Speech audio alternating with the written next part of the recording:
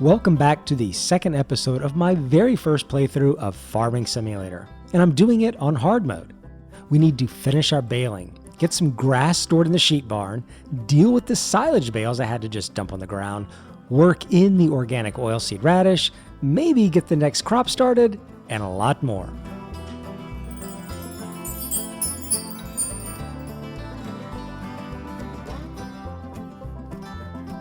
So I rented a silage baler that would allow me to make either pure grass bales or silage bales, depending upon the size of the bale that I selected. Because it looked like if I made 180 centimeter bales, they wouldn't get wrapped into silage, and I could store those for the sheep. That worked out perfect. So now I just need to gather some more grass bales, then see how these big bales stack up in the shed. Okay, that's 7 grass bales. Let's get the pallet fork and see how they fit.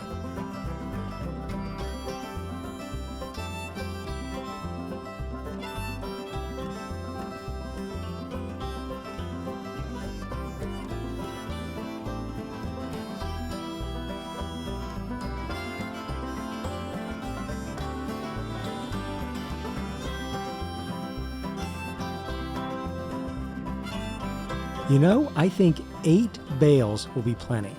I'll make one more, then start making the silage. Each of these bales is 7,500 liters, and that's quite a lot of grass just for the 12 sheep I have. So we'll get that last grass bale and just keep going after that with silage. Alright, I'm just finishing up these outside edges of the fields, but I would like to finish off this last partial bale in the baler. I think if I attach a mower to the front, I should be able to mow and bale directly behind me.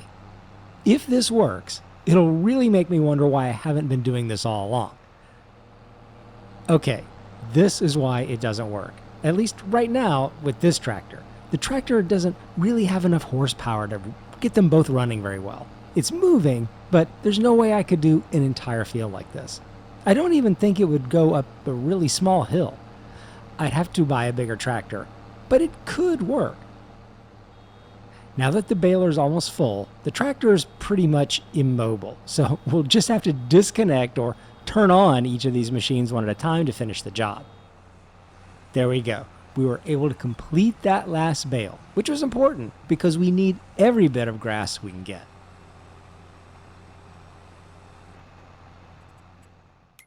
The question now becomes about rolling. I definitely want to roll my grass field to get the second fertilizer application, but money is getting very tight. So should I rent the mid-size roller with a 4-meter width or the larger one with a 6.3-meter width? It will cost me about another $500, but it'll also save me a lot more time. There's also the wear and tear on the tractor, having to just drive it more with the 4-meter width. And I might wind up paying an extra $200 or $300 in repairs. So yeah, the wider one is definitely worth it. So we'll get that rented, get down to the grass field to start rolling. Now, one thing I'm doing differently than when I made the first set of silage bales, I'm unloading these bales off to the edge of the field. Last time, they really got in my way just laying all over the field, and rather than moving them one at a time with the pallet fork, it should be way easier to drop them off in the first place off to the side. This way, the field will be wide open for rolling.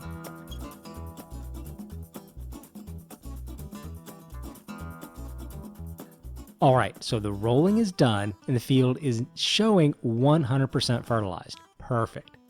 Now, an interesting thing is that this field still says it needs rolling. And if I look at the map, all my fields need rolling.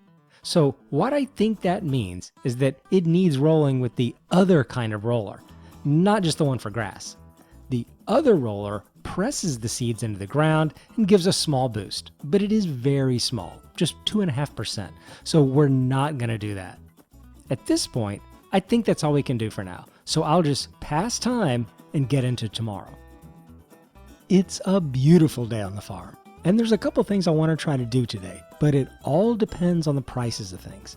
Today, I'd like to sell my silage that is finally finished fermenting, so let's check the prices.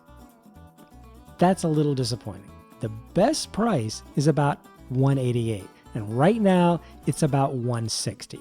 I did a little quick math, and with the number of silage bales I have ready, that could be a difference of about $4,000, potentially. That's just really too much money not to wait. If I wait until next month, it looks like it'll go up quite a bit. So instead, we'll get started on cultivating in our oilseed radish. That has to be done regardless, and then use our weeder to plant the canola. So let's get on the cultivating because it will take a while. The working width of the cultivator is not that great. It's perfectly adequate for these fields, but I will need to upgrade it eventually. But that's just dreaming because we don't have much money. And there's other things we need to buy even more desperately. So we'll just deal with the job at hand and get this field finished.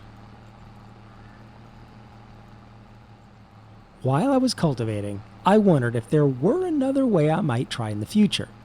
Having tinkered with the grass field, I wondered what would happen if I planted grass, let it grow for 2 game days to fully mature, and mow it. Would that give me a single application of fertilizer? Then I could roll it to get the second application to fully fertilize it. I could then, of course, just cultivate the grass in and plant a crop. I just wonder if that would work. Let me know in the comments if I'm overlooking something. I might actually try it to see. Worst case, I get a field of grass out of it. Alright, the cultivating is done, so let's get this cultivator parked over at our neighbors and get our weeder hooked up, which can also plant a couple things, and get our field planted with canola.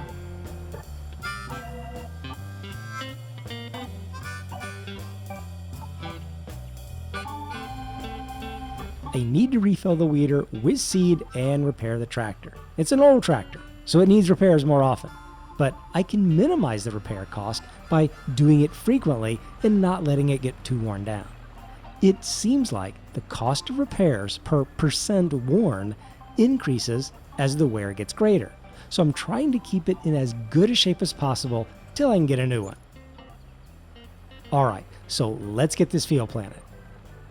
The weeder has a much better working width than the cultivator, so this shouldn't take too long.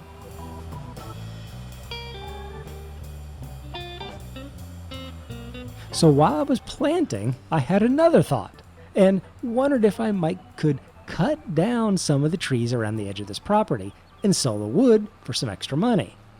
It could definitely be worth $1,000 for a chainsaw to test the theory. I'd kind of hate to lose the trees, but I'd cut just a few for science. We'll focus on that later though. Now, it's not what I planned to do, but I think I'll fast forward another day, watch the price of silage, and start selling my bales if the price looks good. I'm quite literally almost broke and in desperate need of that silage money before I can do much else. So after I get this weeder put away, I think that's what we'll do. We will lose another $800-ish in loans and building property fees, which will take us right down to the wire, but I'm sure we'll be okay. We have some eggs we could sell, along with some lettuce and a tiny bit of wool, but we'll just wait on the silage. The price of all these goods just needs to get a little bit better. All right, it's the next day. The bank has taken a part of the few funds we have left. It's hard mode, so we started the game with a loan debt we have to pay each month. I need to sell some of our silage today, but the price is still going up, so we'll take care of a couple chores at the farm and sell the silage later in the day. First, I think we'll fertilize our canola. We've got to get that done, and hopefully we'll have enough fertilizer to finish because we don't have enough money to buy another IBC.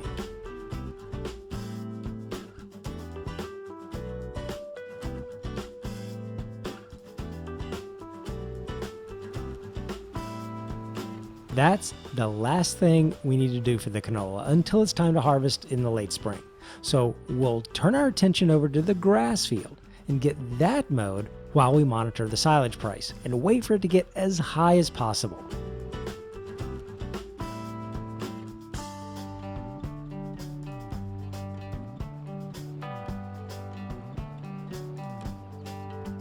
Alright, so at this point, we need to get the field baled, but we don't even have enough money for a rental. So we'll get over to the sell point where we dropped off some silage bales earlier and get those sold. I think the price will get a little higher, but we just have to.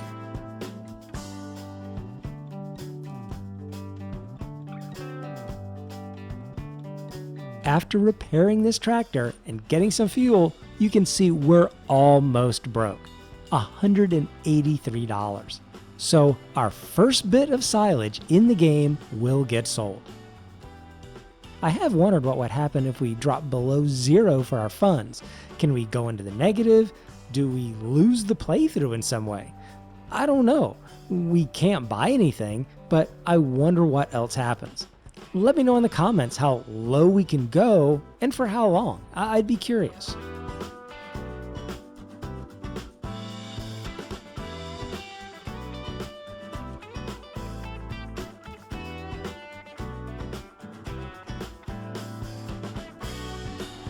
Okay, a little push of the silage bales, and that gives us a much needed infusion of cash. We can live to farm another day. So we've got other things to sell, like our canola and more silage. The sheep are going to start reproducing soon. We have our grass fertilization theory to test out on our arable crops, and we need to get some new equipment with our money. All that and more in the next episode. See you next time.